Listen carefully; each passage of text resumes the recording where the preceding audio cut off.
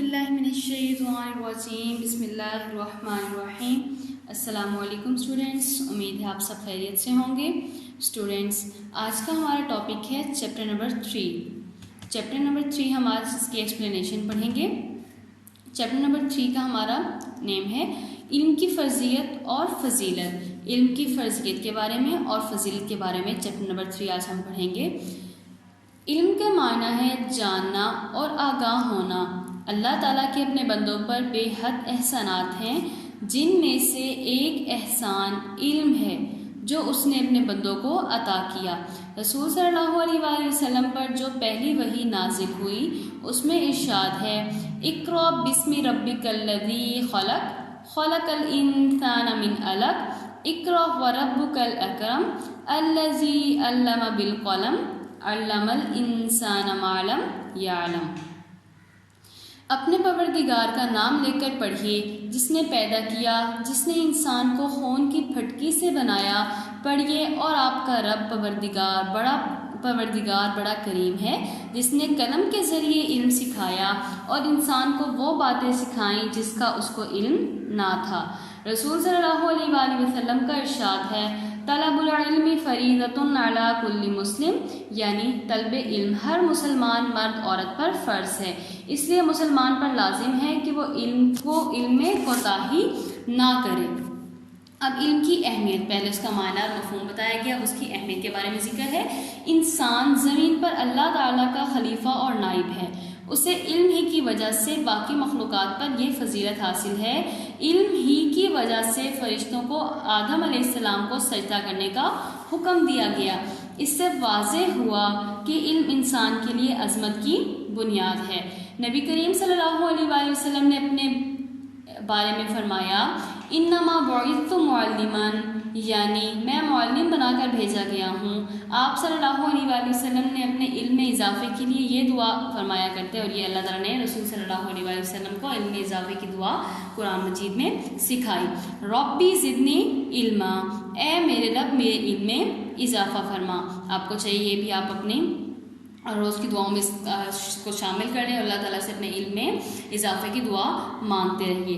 دیکھیے point number 3 ہمارا کیا ہے، عہد رسالت میں اشاعت علم۔ پہلے ہم نے علم کا جو ہے وہ معنی اور مفہوم پڑھا، پھر اس کی اہمیت کے بارے میں پڑھا۔ اب ہم پڑھیں گے کہ رسول صلی اللہ علیہ وآلہ وسلم کی زمانے میں جو ہے وہ علم کی اشاعت، کیسے علم کو پھیلایا جاتا تھا۔ علم کی اشاعت کے سلسلے میں نبی کریم صلی اللہ علیہ وآلہ وسلم کی کوششوں کا اس بات سے اندازہ لگایا جا سکتا ہے کہ غزوہ بدر کے بعد جو کافر قیدی آزاد ہونے کے لیے فدیہ نہ دے سکے، ان سے آپ صلی اللہ علیہ وآلہ وسلم نے فرمایا کہ وہ 10 مسلمان بچوں کو لکھنا پڑھنا سکھا دیں تو انہیں آزاد کر دیا جائے گا۔ آپ صلی اللہ علیہ وآلہ وسلم نے خواتین کو بھی علم حاصل کرنے کی تاکید فرمائی۔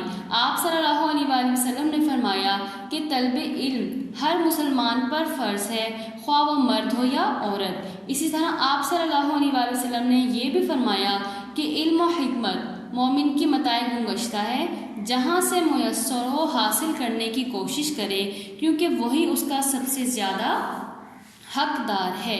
دیکھیں رسول صلی اللہ علیہ وآلہ وسلم کی کوششوں سے بھی اندازہ لگایا جا سکتا ہے کہ اس وقت جو ہے وہ علم کی اس وقت بھی کتنی اہمیت تھی کہ آپ صلی اللہ علیہ وآلہ وسلم نے غزوہ بدر کے جو قیدی تھے، جو فدیہ دے کے آزاد نہ ہو سکے تھے، تو ان کے ذمہ لگا دیا تھا کہ ایک قیدی جب تک 10 مسلمان بچوں کو پڑھنا لکھنا نہیں سکھا دے گا تب تک وہ آزاد نہیں ہو سکتا۔ نیکسٹ دیکھیے حصول علم کی اہمیت۔ مسلمانوں کو علم کی طرف سب سے زیادہ توجہ دینی چاہیے۔ قرآن میں دین کے بنیادی احکام کے ساتھ ساتھ دنیاوی فلسفہ، تاریخ، غذا اور غذائیت اور سائنسی علوم پر غور و فکر کی بھی دعوت دی ہے۔ رزق حلال بھی اسلام کا تقاضا ہے، اس لیے مومن کو معاشی علوم و فنون سے بھی غافل نہیں ہونا چاہیے۔ یعنی جو دنیا کا جو تعلیم اور یہ ہے، یہ ہمارے معاشی علوم اور فنون کہلاتے ہیں۔ بندہ مومن کی عبادات کا مقصد تقویٰ اور رضا الہی کا حصول ہے۔ قرآن میں ارشاد ہے، انما یخشی اللہ من عبادہ علماء، اللہ کے بندوں میں سے اہل علم ہی اللہ سے ڈرتے ہیں۔ یہ بھی ضروری ہے کہ جو علم حاصل ہوا ہے اسے آگے پھیلایا جائے، دیے سے دیے کو جلایا جائے۔ رسول صلی اللہ علیہ وآلہ وسلم نے فرمایا، بلغوا عنی ولو آیات، ترجمہ مجھ سے ایک آیت بھی سنو تو اسے آگے پہنچا دو، اس سے بھی جو ہے وہ علم کی اشاعت ہو سکتی ہے، اس کی تبلیغ کرو۔ اسی طرح آخری حج کے موقع پر رسول صلی اللہ علیہ وسلم نے ارشاد فرمایا فَلْيُبَلِّغُ الشَّاهِدُ الْغَائِبَ، ترجمہ جو حاضر ہیں وہ اس تک میری یہ تعلیم پہنچا دیں جو یہاں نہیں۔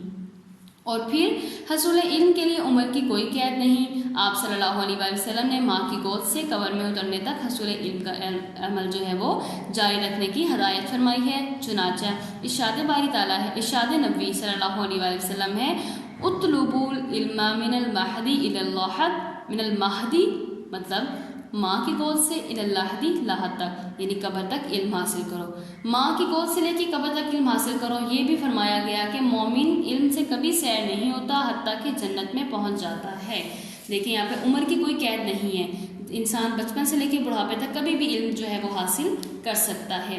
علم کی فضیلت، دیکھیں اہمیت کے بارے میں تو ہم نے پڑھا، ہمیں اس کی فضیلت بھی جاننی چاہیے کہ علم کی فضیلت کیا ہے۔ علم عظمت اور سربلندی کا ذریعہ ہے۔ زیور علم سے آراستہ لوگ اللہ کے زیادہ قریب ہوتے ہیں۔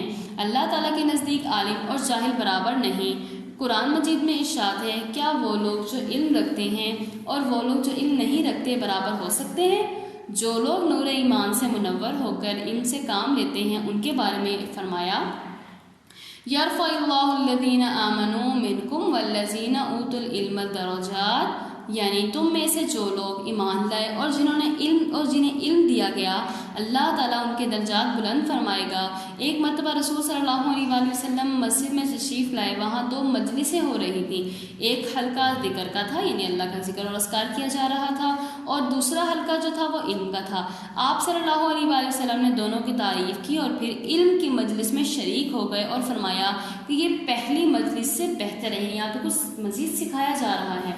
ایک مرتبہ رسول صلی اللہ علیہ وسلم نے فرمایا کہ جب تک جنت کی پھلواریوں میں سے گزرو تو ان سے جی بھر کے فائدہ اٹھایا کرو۔ صحابہ نے پوچھا جنت کی پھلواریاں کیا ہیں؟ تو آپ صلی اللہ علیہ وسلم نے فرمایا علم کی مجلسیں۔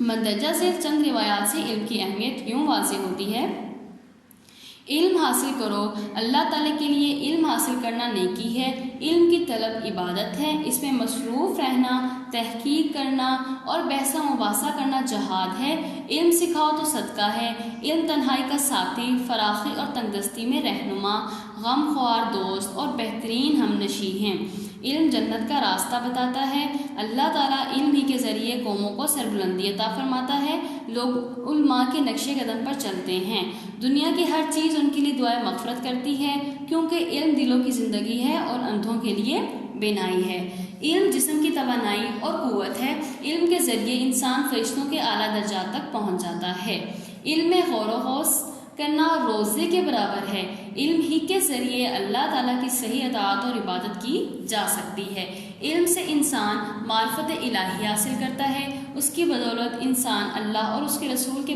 اور اس کے بندوں کے حقوق ادا کرتا ہے، علم ایک پیش رو اور رہبر ہے، علم اس کے تابع ہے، خوش قسمت ہیں وہ لوگ جو علم حاصل کرتے ہیں اور بد قسمت ہیں وہ لوگ جو اس سعادت سے محروم رہتے ہیں۔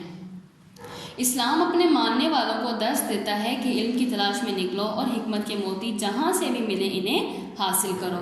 علم کی فضیلت اس امر سے بھی ثابت ہوتی ہے کہ اللہ تعالیٰ نے ہمیشہ حکومت اور سلطنت سے اب اسی قوم کو سربلند فرمایا ہے جسے علم و عمل میں برتری حاصل تھی۔ اسی اصولوں کی بنا پر حضرت آدم علیہ السلام بھی ملائکہ پر فضیلت لے گئے، علم ہی کی بنا پر مسلمان تمام دنیا پر چھا گئے تھے، مگر جب انہوں نے قرآن کی تعلیمات کو چھوڑا اور علم کی روشنی سے دور ہوئے تو زوال کا شکار ہو گئے۔ رسول صلی اللہ علیہ وسلم روزانہ صبح شام جو دعائیں مانگا کرتے تھے ان میں سے ایک یہ بھی ہے، اللہم انی اسألک علما نافعا، یعنی اے اللہ میں تجھ سے نفع دینے والے علم کی درخواست کرتا ہوں۔ ہمیں بھی چاہیے کہ ہم اس کو اپنی دعاؤں میں شامل کریں اور اس کو کثرت سے پڑھا کریں۔ اسی طرح یہ بھی مسنون دعا ہے کہ اے اللہ جو علم تو نے ہمیں دیا ہے اس سے ہمارے لیے مفید بنا اور ہمیں ایسا علم عطا فرما جو ہمیں نفع پہنچائے یعنی فائدہ پہنچائے۔ ہماری دعا ہے کہ اللہ تعالیٰ ہمیں بھی علم عطا فرمائے اور اس پر عمل اور اس کی اشاعت کی توفیق عطا فرمائے بھی نصیب فرمائے، آمین۔ اسٹوڈینٹس چیپٹر نمبر 3 میں ہم نے علم کی اہمیت، اس کی فضیلت اور اس کی اشاعت کے بارے میں پڑھا. اللہ تعالیٰ ہم سب کو اس پر عمل کرنے کی توفیق عطا فرمائے. نیکسٹ لیکچر میں ہم انشاءاللہ اس سے ریلیٹڈ جو شارٹ کوسچنز ہیں وہ پڑھیں گے. تب تک کے لیے اسٹوڈینٹس اپنا خیال رکھیے گا. فی امان اللہ. اللہ حافظ.